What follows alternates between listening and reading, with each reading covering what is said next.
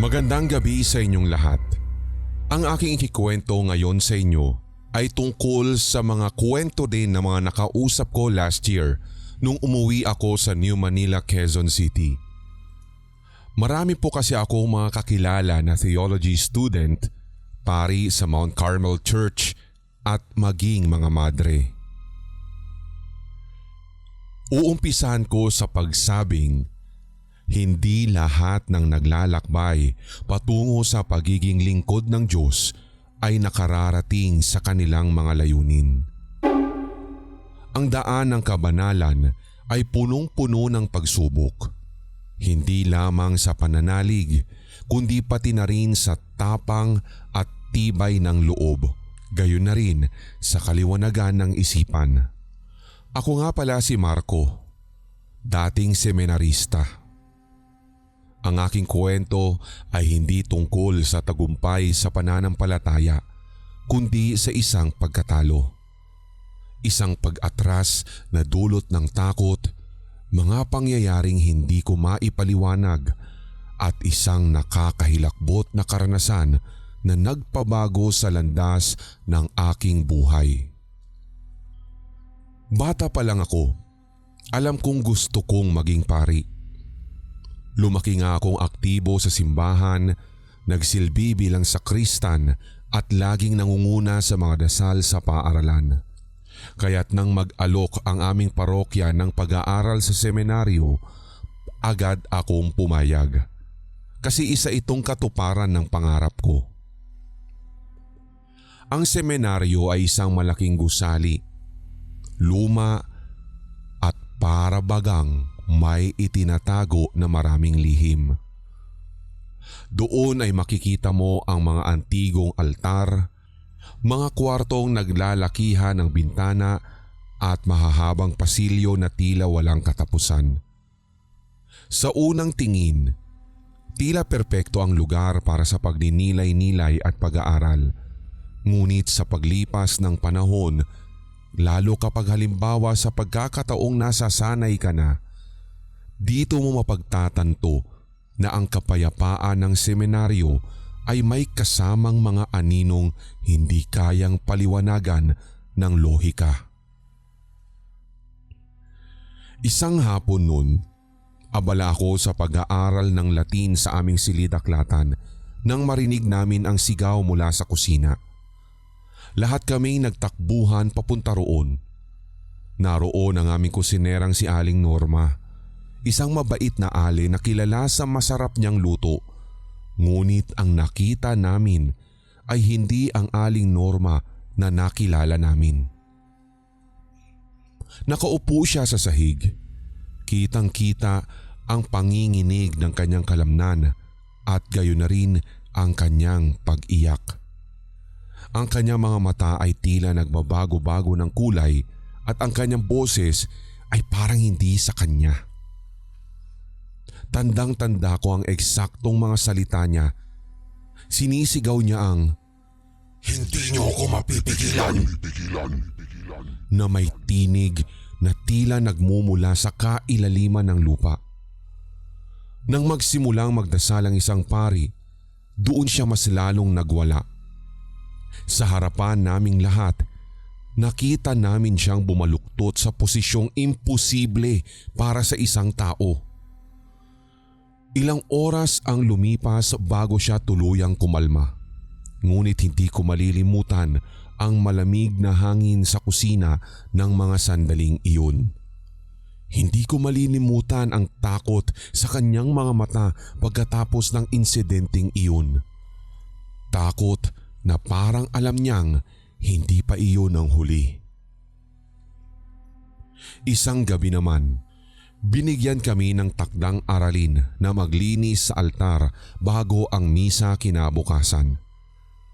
Kami ng isa kong kaklase ang napiling mag-volunteer. So pagkatapos ng paglilinis, napansin ko na parang may kakaiba sa liwanag ng altar. Parang may anino na masyadong mataas para sa anumang bagay doon. May tao ba rito? Tanong ko sa kaklase ko. Napatingin siya sa akin, ngunit bago pa siya makasagot, nakita naming pareho ang anino. Isa itong mataas o matangkad na figura na parang nakadamit ng pangdigma ngunit may sungay siya sa ulo. Tinindigan ako ng balahibo lalo nang bigla itong gumalaw na tila papalapit sa amin. Nagmamadali kaming tumakbo papalabas ng simbahan at hindi na kami naglakas loob na bumalik kinabukasan. Sa halip, kinausap namin ang aming guro tungkol dito at alam niyo ba kung ano ang kanyang tugon? Dasal lang ang kailangan ninyo. Ganyan talaga ang buhay sa semenaryo. Ang mahahabang pasilyo ng semenaryo ay tila buhay tuwing gabi. Paano ko nasabi? Madalas kasi ako makarinig ng mga yabag na tila may naglalakad. Ngunit sa tuwing sisilipin ko, wala namang katao-tao. Isang beses pa'y habang nasa gitna ng pag-aaral sa gabi, nakita ko ang anino ng isang lalaki sa pasilyo. Tumayo ako upang tignan ito, ngunit pagdating ko roon, wala namang tao. Natigil ang pag-iisip ko nang bigla akong binulungan ng kaklase ko. Siya ang bantay. Matagal na siyang patay pero nananatili pa rin siya rito. Wala na akong magawa kundi ang magdasal. Ngunit kahit anong gawin ko, hindi ko maalis ang pakiramdam na may nakatingin sa akin tuwing dumaraan ako sa naturang pasilyo. Ang aking kwarto ay malapit sa isang maliit na hardin. Madalas tahimik ang lugar na iyon, ngunit isang gabi, habang nagbabasa ako ng Biblia, totoong totoo na may narinig akong tawa ng isang babae na nanggagaling roon. Napatigil ako sa pagbabasa at pinakinggan ko ito ng mabuti. Ang tawa niya ay mataas ngunit malamig. Tila galing sa isang taong hindi masaya kundi nagbabantang manakit. Sinilip ko ang bintana ngunit wala akong nakita. Subalit habang pabalik na ako sa kama, naroroon at muli kong narinig ang tawa. Pero ngayon, mas malapit na sa aking bintana. Tumakbo ako palabas ng kwarto, nangangaligkig sa kilabot at halos hindi makahinga. Hindi ko sinabi kahit kanino man ang nangyari, ngunit alam ko na hindi lamang iyon isang imahinasyon lamang. Sa lahat ng aking naranasan, ang pinakamalala ay ang espiritu sa aking kwarto. Madalas akong magising sa gitna ng gabi na para bang may humihila sa aking kumot. Noong una, iniisip kong baka nananaginip lang ako. Ngunit isang gabi, nagising ako at nakita ko ito. Isang maitim na figura ang nakaupo sa dulo ng aking kama. Walang muka, ngunit alam kong nakatitig ito sa akin. Nang bumangon ako upang kumuha ng rosaryo, bigla itong nawala. Subalit ang malamig na hangin at ang amoy ng bulok ay nananatili sa kwarto ko. Mula noon, nagiging madalas na ang paggising ko sa gabi.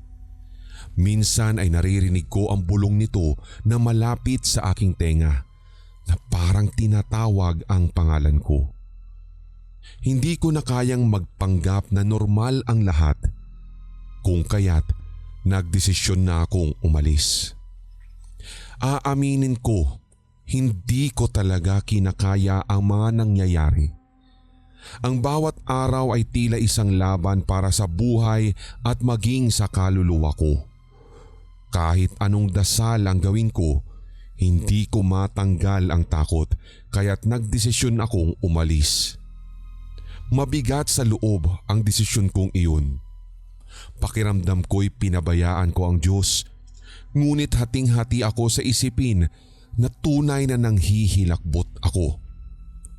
Ang seminaryo ay hindi lamang isang lugar ng pag-aaral, kundi isa rin pala itong lugar ng pakikibaka sa mga puwersang hindi nakikita.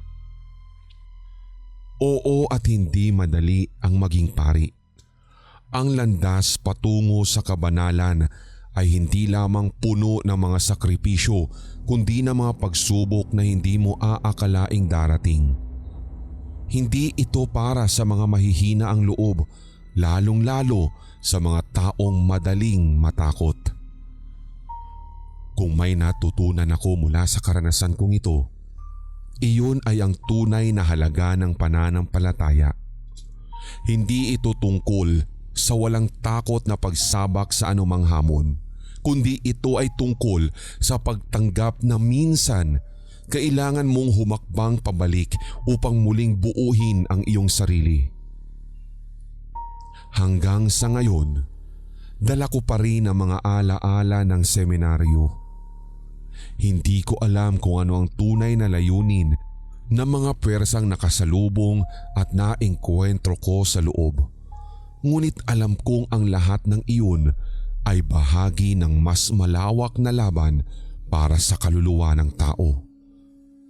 Sa katunayan, first time ko po na magpasa ng kwento.